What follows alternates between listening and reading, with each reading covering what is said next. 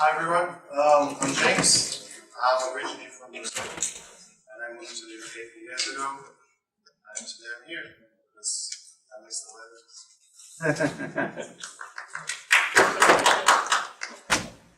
So, the idea here is how to write your custom Android Things driver.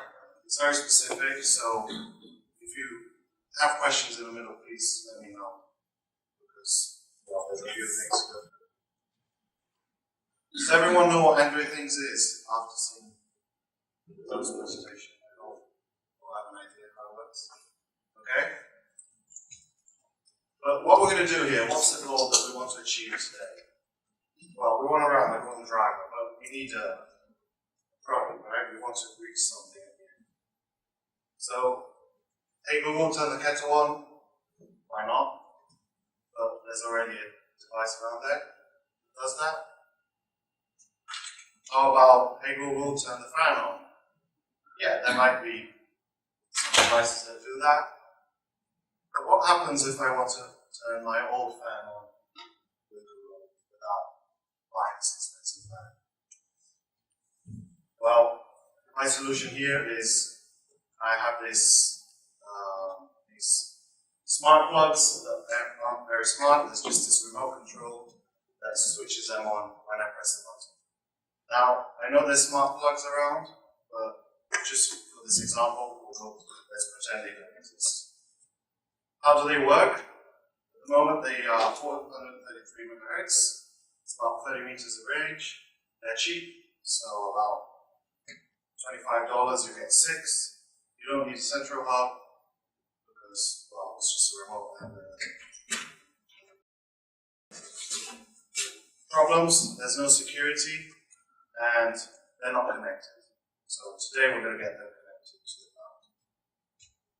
How do they work? So before we can actually connect them to the Arduino things, we need to understand how these smart plugs work. So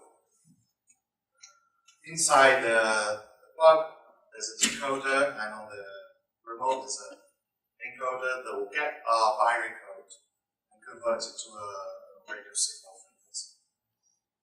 So imagine that this is a radio wave, simple. How do we convert that into a binary code in this case? So the way the encoder works is that it's going to send a small pulse and a long pulse for a 0. In this case, about 4 and 12. So if you consider this block and divide it by 16 and multiply it by 4, you'll get that. For a 1, the opposite. So it's a long high pulse and a short but low pulse. So now we can actually convert that binary code we want into something like this. And if we break it up, then we can see that code. So now we can simulate what the remote is creating and send it to smart plugs. So we can throw the remote away. Not yet. It also requires a sync signal just so it knows that the signal has ended.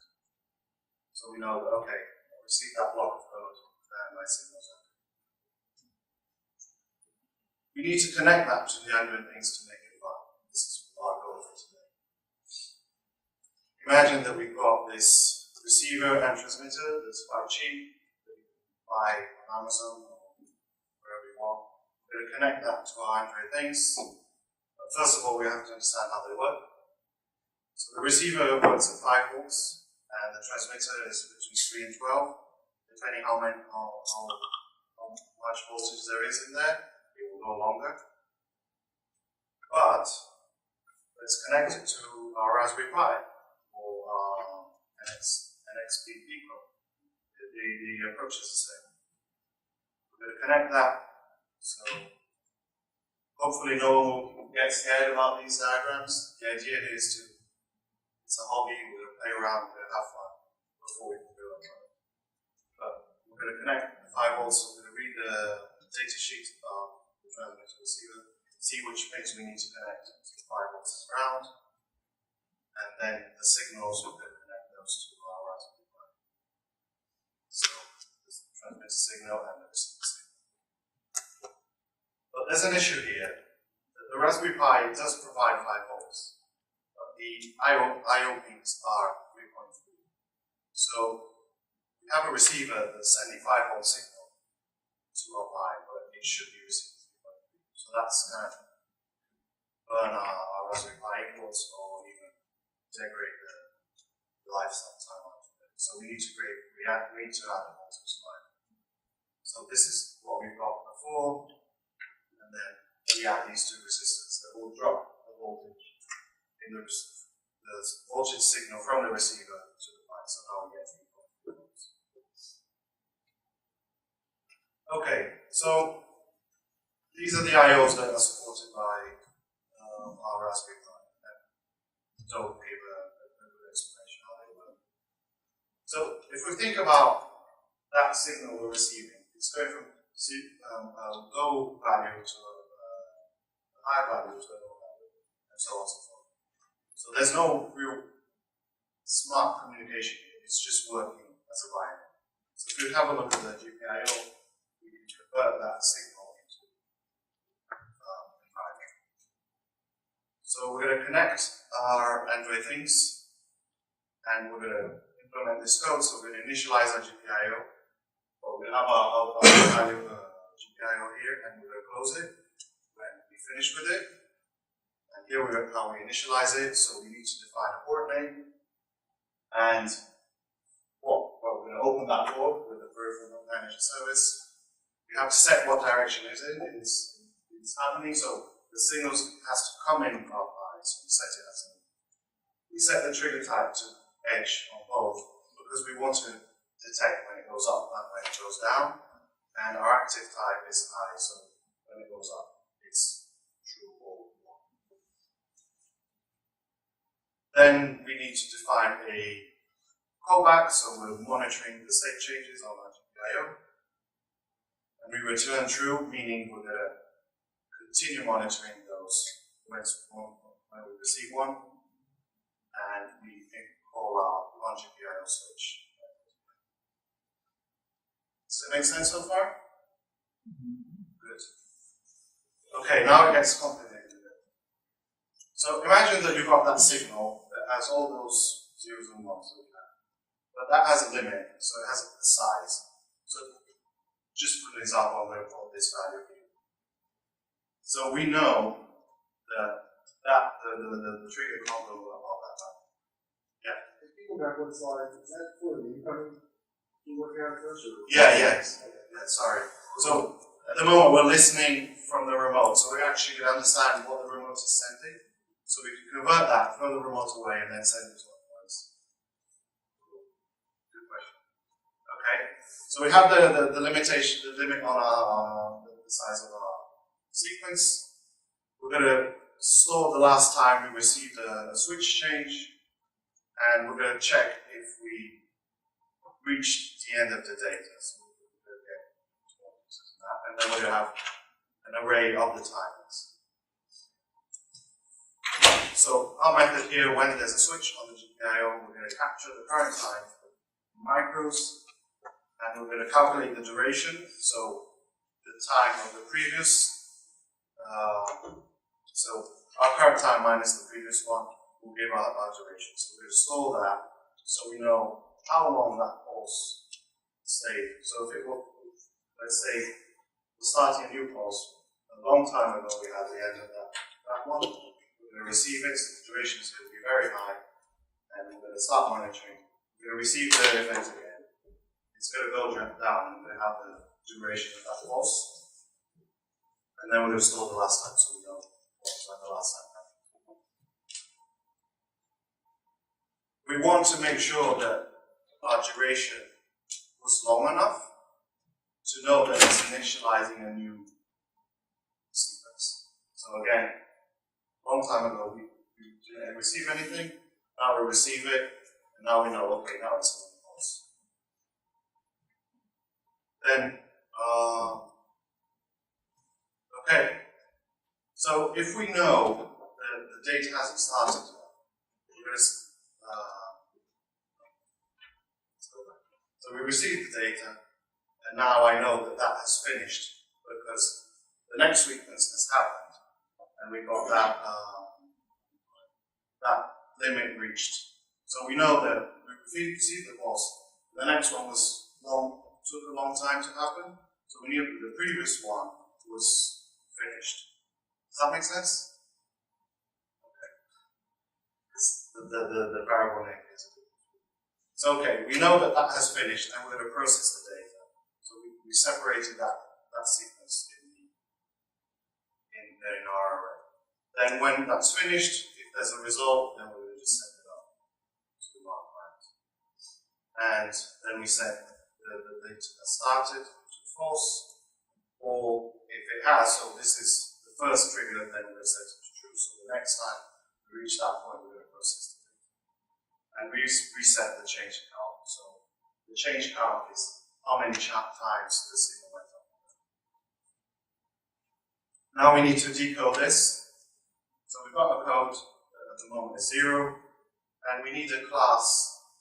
It could be done in a different way, but we have this class that we use to define the highs and lows.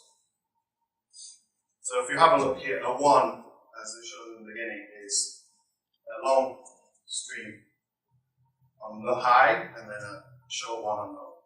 The 0 is the opposite, and the sync is a small high, and then a long. So high and low means 3.3 volts, and low means 0 volts when it comes to that. So we need to process that, we need to understand what happened. So if you think about the array we received, the first item, the 0 item of our array, was the time it took the previous signal to complete. So we don't want to use that one, we want to go from number 1. And we want to step 2, because we want to capture both durations of the signal. Because, well, the binary value is always the highs and lows. Then we're going to shift our code left. Let's do something like this. So in case if it's a 0, again, it's a small pulse high and followed by a low one. And we're going to compare that value, so we have a tolerance here. And we're going to check, okay, is this 0 high value match what we were expecting, and our 0 low was expecting. So around, if it's 4 or the tolerance, plus or minus, more or less the tolerance, and if it's the 0, more or less the tolerance. So we know it's a 0. In that case we do nothing because our code is already on 0. But if it's a 1, we do the same logic, so using the 1 timing. And it's a 1, now we have to set that code to 1. In this case, so now it's are we all following? Okay. And if it doesn't match anything, it means it's noise. So we just discard this sample. Okay, then we convert that to a binary string and send it. Now to send. Well, now we've got that code further remote away. Now we store it somewhere in Firebase or something like that. And we want to send it to our remote. We have a repeat time here, so we want to repeat several times because maybe the first one wasn't good enough, so we want to repeat it a few times, 4, 10, whatever you choose. And we receive the code as a string, binary, and we're going to repeat. And we're going to iterate through each character of that string and check if it's a 0, well, transmit a 1 to that. If it's a 1, oh, sorry. So if it's a 0, you should transmit 0. If it's a 1, you should transmit 1. But anyway. If it isn't any of those, well, we throw the blow up as well, we send an invalid to them. And at the end, we transmit our signal. And when we finish, we set the value to low, because, well, we're not sending anything anymore, so we just want to make sure that it stops sending anything. And how does that transmit? So we're going to write our, so we're going to do a digital write, we're going to get to that. We're going to set that value to true, so we're going to send a positive value. And wait for that time, because that's what we want to reach. We want to come into something like this. So we want to go on up. We're going to wait for that time until it reaches what we expect. Then we're going to ground it again and wait for the low value. And then again to what we expect. Okay? How does our digital write work? Well, it's just our GPIO we set it to true or false. That's how it works, very simple.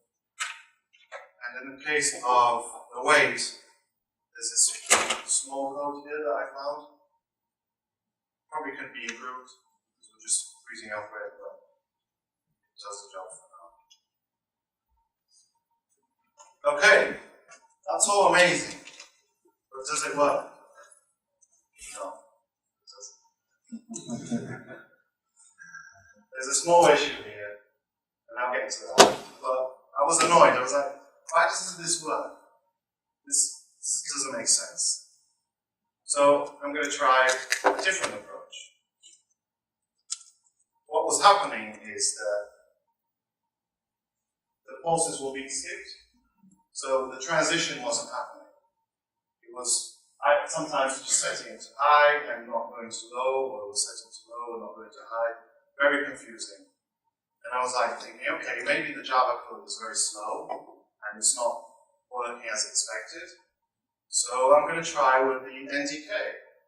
So write directly C++ code. Now, I don't know if you guys know about this, but you can write C++ code on Android. And on Android, things work the exact same way. So what we're going to do here is same setup. We have our highs, our lows, our struct there with the data. We set our GPIO for repeat times. We're going to initialize our GPIO. And there's an example on GitHub that Google provides. So I'm not going to teach you how to set it up. You just can't look at it. We set up our GPIO and same approach.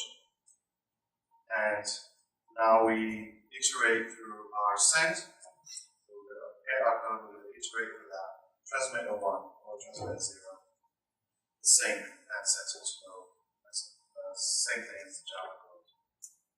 Transmit, digital write, wait, so the C++ code actually has a micro speed. So it's a lot easier. We just wait for that time again, and we set the value on the GPIO as we want. So high and low. It's actually not true and false on the C++, it's zeros and ones. Yeah, it's the same. Great, that works, right? So there's a problem that this is a Stack-Overflow post, and basically this guy did some benchmarking. The Android Things platform doesn't cope very well with high speeds. When you're writing it with Raspbian, what's happening is, this is an answer from Dave Smith on the Android study group. When you're writing on Raspberry, it's accessing the memory directly and just doing the whole thing. So the Raspberry Pi actually manages to get the speed up and deliver your data or receive it. But the problem is this is very unsafe, and the way the Android Things platform, or the Android Things platform, the Android platform has been designed is that the security layers, there's the IPC in the middle, and all of that takes time to process. So what was happening, it was just skipping the values. Now, if you have a thing, Android Things, in this case, is an expensive hardware to what we were trying to do. So we had this just switching GPIO things with an Android Things. And Android Things wasn't built for that. It was built to connect your devices to the cloud. So you have to think of a microcontroller. If you have a microcontroller to do this, the microcontroller is dedicated to convert that signal of your device into a proper proper signal that your Android things can read, because then you can have your Android things dedicated to do that instead of just keep waiting and counting. That doesn't make sense. So in this case, I use an Arduino. Now, the idea of the Arduino is to do all that heavy job for us, and the Android thing is free to do what it should be doing. And if you imagine that Android things is, you get your development board, and you're going to create a product out of that. You're not going to, hopefully, you're not going to get your Raspberry Pi, put a lot of stuff on it, put it in a box, and sell a million products. What you want to do is you get that system on a module, you're going to build your board under it, that you have the hardware you need, and then you can add your microcontrollers for this processing. So in this case, I use an Arduino. It's easy, I have one, and the code is similar. Okay, so GPIO is no good for our case. What we've got? UART. So let's use the UART to communicate between our Android things and our Arduino. So now we have our Raspberry Pi here, and we need to add an Arduino here in the middle. So now the Arduino is receiving the signals, and first sending and receiving, and we need to connect the Android things to it. Cool. But there's a small issue here. The Arduino is 5 volts, but you can't just put resistors in it, you need something smarter. So you have to add a level shifter here. So we add the level shifter to make sure it's converted 5 volts and the other way around. And now everything's good. So we can use our UART configuration, our UART communications. Sorry, what's the time? Just 25. Okay. So how does UART work on Android things? So we define the UART device of these. When you have a look at the pinout on your hardware, you will see where you connect these, which are RX and TX. You set the baud rate, but you have to set the same on the Arduino. The data size, the parity, the stop bits, and the callback. Now, the idea of the callback is that when the Arduino is transmitting data to our Android things, we're going to get that data and handle it. So we're going to wait for the buffer to be 0, and we're going to receive that data and process it. So we're going to convert it to a string, like we're doing it, maybe, and then we receive our code. And again, return true to continue monitoring that. To write, it's very easy. We just convert our code to a byte array and write it across. I'm going to get into details on the Arduino code in a minute, just to make reference. But what's happening on the Arduino, we'll get into that. But this is too easy. We've still got enough time, so we're 25. So we've got another 25 minutes, 15 minutes. What else can we do? The UART is great, but there's no confirmation that the data is being delivered unless you implement that. And maybe I want to use a serial port while my Android into something else. So what other options we've got? You've got I2C or I2C, you can call it. Let's have a look how we can do that. So here's Arduino again. Connected to our receiver and transmitter, and there's something missing, right? Oh yeah, down 5 volts from. Okay, so we need to set our level shifter. Great, so we set up our I2C, and the pinout again is on the diagrams. And on Arduino, there's actually an RCSwitch library for it. So this helped me a lot there. I didn't have to actually write the code again. And on the Arduino, so this is the Arduino code now, so you can understand how it works. We set our I2C address, this is the common address between the Android things and the Arduino. We set up our RCSwitch. We begin our wire. So a wire is what's called I2C on Arduino. And we set our request and receive methods. So when there's a request or a receive, those methods will be true. Then we're going to be constantly looping on our switch and check that there's actually a code. And then if there is, we're going to store that code and the size of the code in some local values. And we just reset the switch. So, for the Android things communicate with the Arduino, we need to define what it's requesting. So the Android things is going to say, hey, give me this, and give me that. And we need to define a common integer here, or the common address for it. So in this case, what's going to happen is, the Android thing is going to say, hey, give me the byte size of the code, and then we write that, or it will say, give me the code size, the code, and it will write that. If it asks for anything else, we just send 0. What happens here is, when we receive the event, oh, so there's a small thing here. What we want to do is make sure that when the Android things receive the code, we reset it.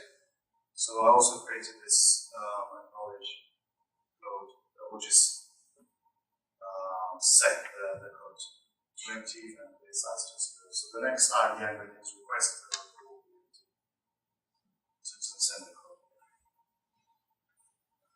On our Android things code, we're going to have our I2C address, the bit size, the code, and the acknowledgement. Same addresses here. We initialize our I2C device the same way as we do with GPIO, but we add the address there to connect to. And we have this method called readCode that will basically say, hey, Arduino, give me the request size in bits, so give me this byte. And the Arduino might return 0 because there's no code read yet. In this case, we just return null to our application because there's no code. If there is, we initialize a byte array with that size, and we read the buffer for the code. So the code will be written to the buffer, and now we have our code as well. So and we return the code now. Make sense? Now, to send the code, we need to do something similar. But now on the Arduino, what we'll do is, if it's sending the code, we check it, we convert it to char array, and we send it.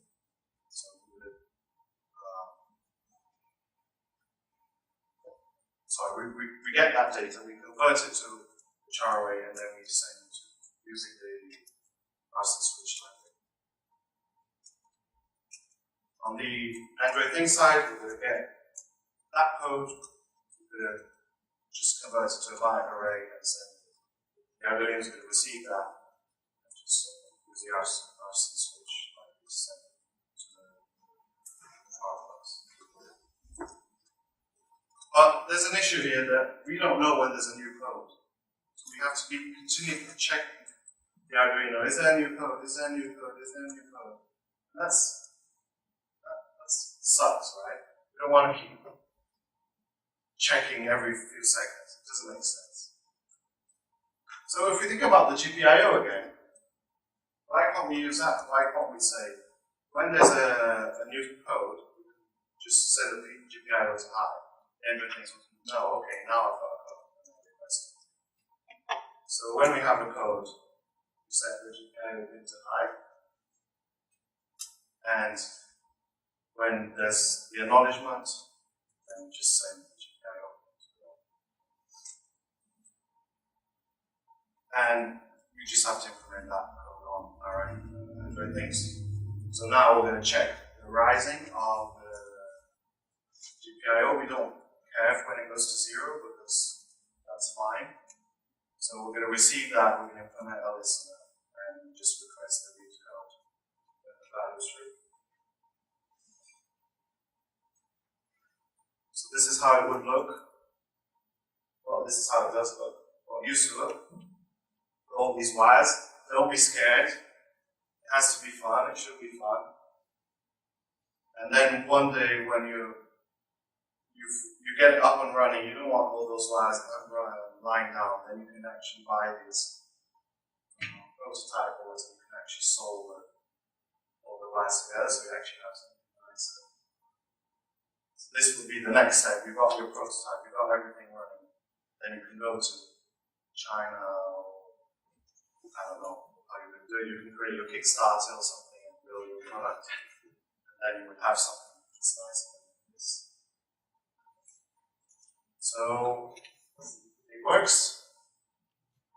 We've covered 3 of 5, and hopefully you guys learned how to write your own.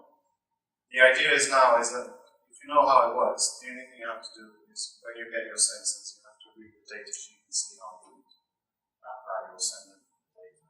Some sensors, what happens is you have to register a value, say, write 0 on I to C, so it knows you're requesting a temperature, or say write 01, you know it's requesting humidity, and then next time you read it will send back that data for you. It's all about reading the data sheet, and hopefully now we won't just get about it. If you want to look more, I know the presentation has, I can show you the tests, but if you go to GitHub, this library is actually there. It's actually on bin tray, so if you want to just try it, just flash your Arduino and try it. I haven't checked the coverage, but it's about 100% test coverage. It's an example app, there's an Arduino files, and I just have to upload the diagrams. And I also need to update the code that didn't work if anyone wants to have a look and play around. That's it. If there's any questions, I can answer them, or we can show a bit of the code. So what's the configuration on the What do you mean? So it's Android things, the latest version, I think it's 0.6.1. I actually did the over-the-air update of the app. That's another presentation. Is that like a 5.3 or? It's a 5.3, yeah, but I've got the NXP and it works also. You just have, the pinout is, I think it's 100% the same on the Android, the Pi and the NXP. But what happens is that you need to just make sure when you're opening the ports, you're using the right name. So what you can do is you can create a val and check. You can read the build config and you can see if it's Raspberry Pi or NXP. And then you just say open this port instead of Pi.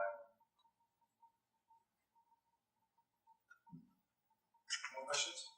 Is it possible to actually wait for the device right away from that?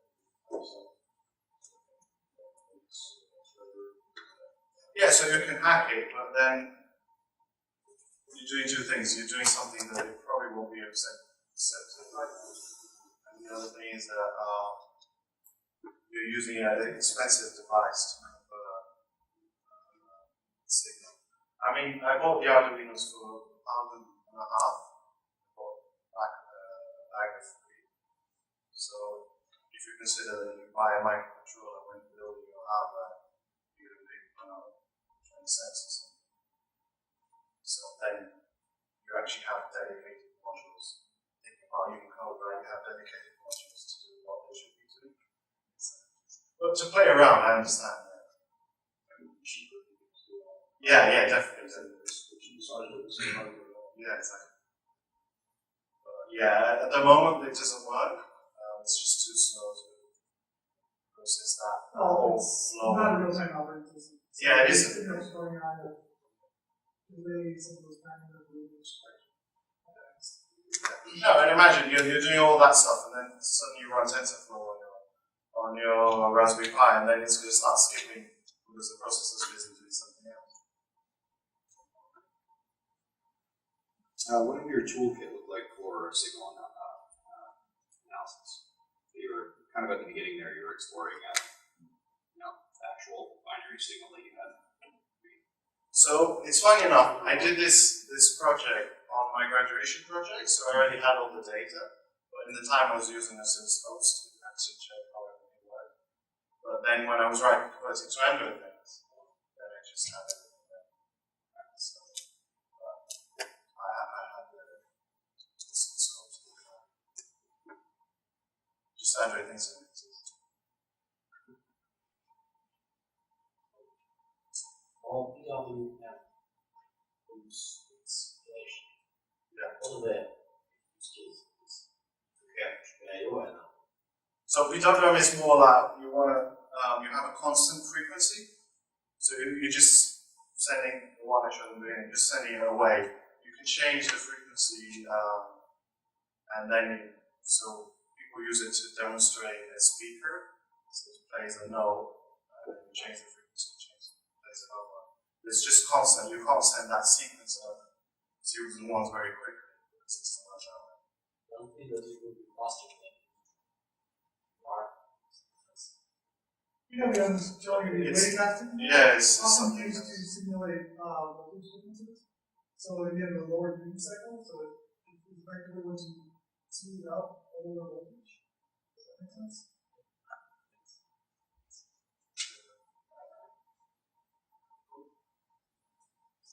How much time we got? You got 20 minutes. Okay. You guys want to have a look? So yes, this is on the Arduino side. I don't think there's much to cover. But basically, the RCSwitch provides more data. So imagine that you've got several remote controls. The way they rotate is you have protocols. So you can have several protocols.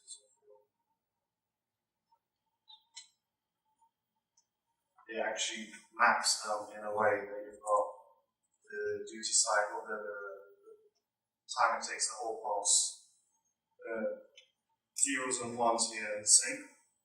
So when it reads it, it actually detects what protocol you're using, so it actually tells you.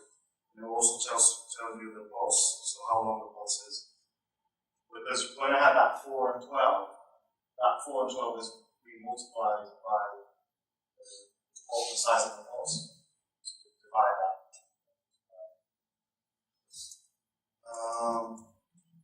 So then we send all of that data up to the end of the things when we request it.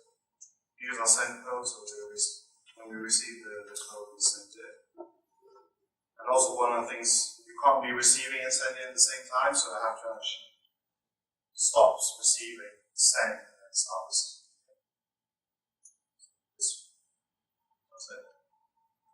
Oh, I'm missing this. So I have to actually set the post at the same time. And here's the serial, so I'm using the serial to actually debug, so I can actually see what's going on. I think that's why we want to use debug. And on the requests, you can request the bit size, the length. So also, if you come to the Android things, this is the library, so it's just a builder that you build with your port name. And you can override devices if you want under the RCSwitch class.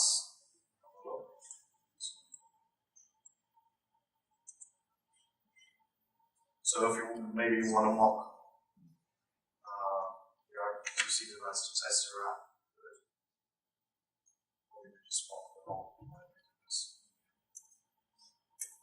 And then there's several ways to send code. So you can send it as decimal, as binary code, as tri-state. So there's a tri-state to the code, but basically it's 0, 1, and F. And you have to convert that, because once when we're sending it, we're still sending it as binary. There's magic in how to convert it.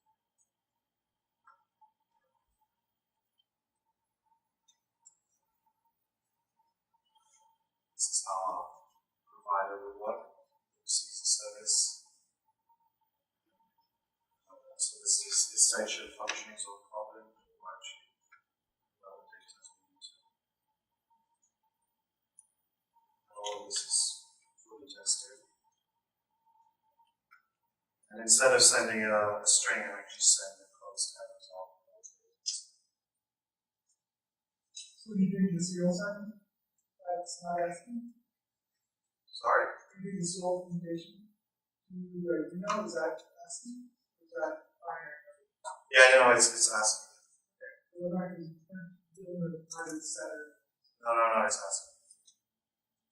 So you mentioned that that's in this way, so we have unit tests. Yeah, we've got unit tests. You want to see unit tests? Just fine of this. Yeah, so if you think about solid principles,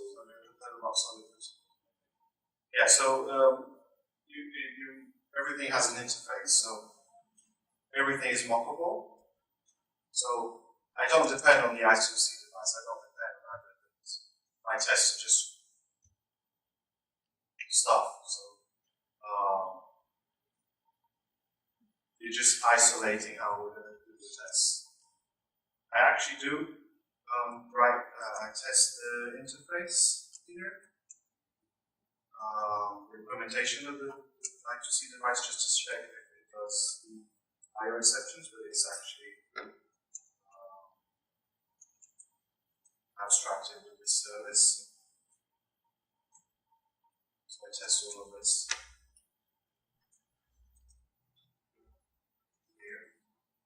So actually check if it does exception there. Because maybe you want to know your code in Java. So actually check both. There's also a Java test.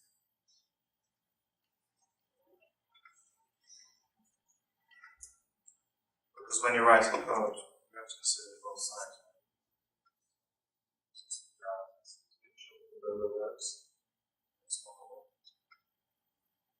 Well, I mean, not mockable, but when you set the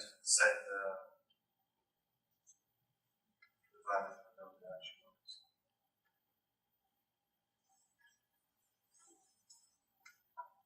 Have a check out. Happy to send me questions. I'll leave my data on the screen. Great issues contributed to the library. It's quite fun. It's just the problem about the remotes is that they're very easy to capture the signal because we're doing it. So anyone else could do it, and I wouldn't do it. I wouldn't use that to open your door.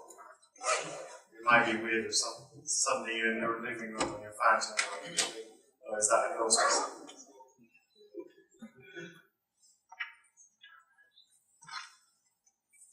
Cool. Thank you. Thank you.